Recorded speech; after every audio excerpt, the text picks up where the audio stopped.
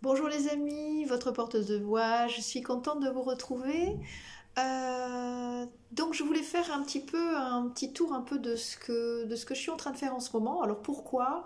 Parce que j'avais laissé depuis un moment un petit peu mon site internet en jachère, je l'avais pas nourri. J'essayais même de l'éviter parce que c'était compliqué pour moi d'y revenir dessus. Et puis je me suis pris par une main et puis par l'autre et je suis donc allée faire un petit tour sur mon site internet pour essayer un peu de changer le texte. Et je me rends compte que j'ai beaucoup changé le texte de ce site internet. J'avais vraiment envie qu'il soit une vitrine, qu'il représente de ce que je suis, de ce que je fais, de ce que je propose, et surtout que ce soit un lieu peut-être d'échange beaucoup plus que ce que je n'ai fait ces temps-ci. Effectivement, je fais pas mal de vidéos sur YouTube. C'est une façon pour moi plus simple de proposer ce que je fais, de mes ressentis, les méditations, à travers les sensations, à travers les contes, etc. Et vous le savez, je suis là pour la transmission, pour le partage, et je prends beaucoup de plaisir à le faire. Ça prend beaucoup de temps aussi, mais en même temps de le faire, j'apprends énormément à travers mes erreurs, à travers mes échecs, à travers mes réussites, mais je sens que je nourris mon bien-être, comme je dis. Et je voudrais donc donner à ce site internet, comme je vais donner dans ma pratique, vraiment un cheminement, une évolution dans ma façon de penser, de faire, et pour finalement aller sur certains sujets que vous trouverez donc sur mon site internet un peu en jachère, un peu en mouvement, un peu aussi en recherche d'expression personnelle qui me ressemble un petit peu plus.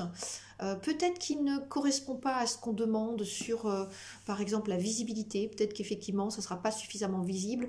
Mais en tous les cas, ma transformation de ce site internet qui est en mouvement, je le voudrais en éclosion, en ouverture, en possibilité d'échange. J'en suis bien plus heureuse que s'il était fermé définitivement. C'est ce que j'avais fait un petit peu jusqu'à maintenant et je ne m'en étais pas spécialement préoccupée. Vous trouverez quelques phrases sur le devant de l'accueil qui pourraient être éventuellement des sujets de réflexion que soit je vous présenterai en article sur mon site internet, ou bien que je pourrais avoir en proposition de réflexion sur YouTube. Et je voudrais vous les lire. Ça vient un petit peu comme ça, pêle-même, eux aussi en jachère, en proposition, un petit peu comme des petites bulles de champagne qui arrivent joyeusement. Il n'y a pas eu une recherche profonde véritablement de ces sujets-là, puisqu'ils étaient déjà quasiment en montée de conscience et déjà dans mon fonctionnement et dans mes propositions, je les avais déjà comme des idées de recherche. Et au fur et à mesure de mes lectures, au fur et à mesure de mes écoutes d'audio, sont venus quelques sujets que je souhaiterais vous proposer.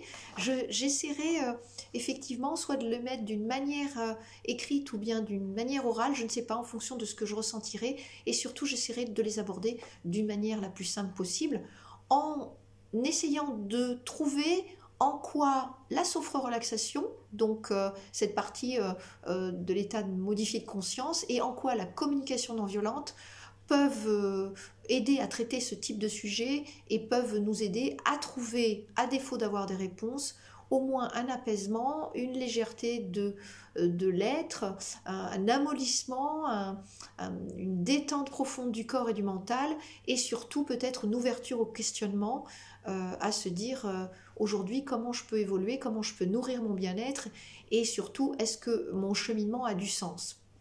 Donc, comme disait Thomas d'Assembourg, on a souvent, on fait donc une hygiène physique avec le sport. Eh bien, ça peut être bien de prendre quelques minutes d'hygiène mentale et se questionner au quotidien. Voilà, c'est pas grand-chose, mais ce sont des petites questions de savoir comment je me sens, qu'est-ce que je ressens, est-ce que ce que je fais ou le chemin que je prends a du sens. Voilà, je voudrais vous lire quelques-unes de ces questions, de ces réflexions qui viendront certainement pimenter la suite de mes audios ou la suite de mon blog sur lequel je ferai quelques petits articles d'écriture où je me permettrai de mettre mes pensées, de mes positions, mes points de vue, toujours dans le non-jugement, dans la neutralité, juste dans la proposition de questionnement, d'ouverture qui pourront peut-être vous aussi vous permettre justement d'avoir une petite réflexion par rapport à ces sujets qui me tiennent vraiment à cœur et que j'ai également à cœur de vouloir approfondir. Donc le sujet général qui va être mon fil conducteur de toute façon à travers la sophro-relaxation par la voix, à travers la communication non violente, est la suivante, c'est nourrir la vie en soi d'une manière profonde, sensible, durable et transmissible. Je ne m'arrêterai pas à cette première réflexion parce que l'audio... la vidéo durerait trop longtemps, j'ai besoin de me concentrer dessus, d'allier mon mental et mon émotionnel, mon raisonnement discernant et mes ressentis profonds pour vraiment aller dans cette notion qui est quand même assez profonde. Ensuite, une autre suggestion qui est se connecter à son corps, c'est cultiver un ancrage profond et puissant, propice à la stabilité. Donc ça, on va retrouver effectivement dans les arts millénaires et notamment dans les arts énergétiques chinois, hein, cette puissance de la stabilité, cet ancrage consistant. Donc je vais y revenir beaucoup plus souvent. La légèreté de l'esprit peut aussi venir de l'enracinement dans le sol, hein, d'un ancrage profond et bienfaisant de son corps. Une autre réflexion, accueillir ses ressentis profonds, c'est s'assurer un chemin de clarté mentale et d'ouverture du cœur. Donc voilà, là je vais parler de l'émotion, un peu de l'intuition, de ces espèces de ressentis dits invisibles et qui font partie de la vie émotionnelle, voire même intuitive et spirituelle. Chercher au quotidien la fréquentation de quelque chose de nouveau, c'est amoindrir la crainte de l'inattendu.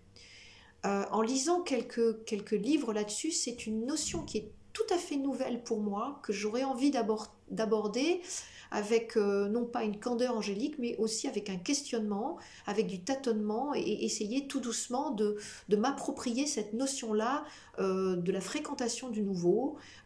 Et par exemple, j'aime beaucoup Marie-Pierre Delissinger, qui est donc spécialiste des arts énergétiques chinois, dit qu'il est intéressant chaque jour de fréquenter quelque chose de nouveau, de façon à ce que son esprit soit toujours dans une capacité de questionnement, mais de questionnement joyeux, léger et alerte. Et elle dit, si je n'ai pas trouvé quelque chose de nouveau avant de m'endormir, eh bien par exemple, je cherche un nouveau mot dans le dictionnaire et du coup, ça m'ouvre des possibilités. Une autre suggestion qui sera observer ses comportements, c'est être vigilant à cultiver le chemin de moindre résistance propice à économiser ses forces vitales. Donc c'est un vaste sujet aussi, parce que dans notre société occidentale, nous avons tendance à aller forcer une vigilance, une volonté, à s'enfermer dans une volonté de faire dans quelque chose, alors de faire F-E-R et de faire F-A-I-R-E, pour être toujours dans l'excellence, la perfection.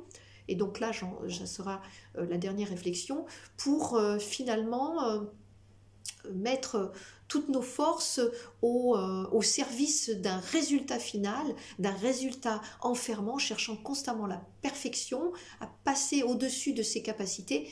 Et finalement, nous nous rendons compte que nous sommes vraiment très fatigués parce que nous y mettons beaucoup d'énergie, beaucoup de tension, beaucoup d'inquiétude, de stress mental aussi. Et ce qui fait que nos forces vives, au service de la vie en nous, s'amoindrissent très très rapidement. Donc il y a aussi vraiment cette voie de la moindre résistance que l'on trouve aussi dans les arts martiaux, et je trouve très intéressant également d'aller le questionner, de le développer et de savoir qu'est-ce que ça fait résonner en moi, et surtout dans ma capacité de raisonner d'une manière occidentale, qu'est-ce que je peux aller visiter en moi que je ne connais pas et qui est nouveau et que je peux mettre au service de ces forces vitales. Et le dernier, justement, sur le non-attachement, qui me paraît aussi important, le non-attachement à un résultat ou à la recherche de la perfection nous permet de cultiver le déploiement de notre force créatrice, la légèreté de l'esprit et l'éclosion des forces vives propices à passer d'une vision trop détaillée, étriquée, à une vision d'ensemble en mouvement et toujours porteuse d'ouverture et de possible. La phrase est longue, mais si vous l'écoutez, elle porte en elle de nombreux germes qui sont le non-attachement à un résultat, qui à lui tout seul, ou à la recherche de la perfection, qui à lui tout seul serait déjà un sujet, le déploiement de nos forces créatrices, n'en parlons pas, un autre sujet, la légèreté de l'esprit, l'éclosion des forces vives, donc ça ce sont des sujets que j'aborderai, et puis passer souvent d'une vision du trop détaillé, étriqué, à une vision d'ensemble en mouvement qui nous permet finalement parfois de nous désolidariser d'un problème, de nous désidentifier d'un problème ou d'une action ou d'un moment que l'on passe fortement désagréable ou d'une maladie en croyant que nous sommes cette maladie, ce problème ou cette action. Donc ça va être très important de prendre effectivement ce recul nécessaire. Donc voyez-vous, avec joie, je vais me pencher là-dessus et j'espère pouvoir vous transmettre des idées, des pépites, des auteurs, des vidéos, des conférences qui vont en ce sens-là pour enrichir votre bien-être. Vous prendrez ce qui vous fait du bien, vous laisserez de côté ce qui vous fera pas résonner et voire même vous n'écouterez pas du tout. Ça sera à votre bonne disposition, toujours dans le partage des idées, le partage des pépites. Je vous remercie et de toute façon, toujours sur Facebook, Instagram et LinkedIn, et maintenant sur mon site internet, je mettrai toujours, je vous avertirai lorsque je sortirai une vidéo ou un article sur les différents sujets ou bien toujours sur les sensations, sur la création de méditation, de contenu, de réflexion et de contes pour continuer à vous alimenter en bonnes graines et en partage, en tous les cas avec un grand plaisir. Je vous souhaite de continuer les bonnes fêtes dans le partage, dans la solidarité, dans le chérissement de chacune de vos cellules et surtout dans le plaisir d'être avec ce qui fait sens pour vous. Hein, et avec aussi une pensée particulière pour tous ceux qui traversent la vie en ce moment dans la solitude, dans l'inconfort, voire même dans des choses désagréables, pour toute forme de vie qui pour moi me semble d'une importance capitale, au-delà de l'être humain, de tout ce qui est vivant et qui peuple notre planète. Je vous remercie et je vous souhaite une bonne soirée.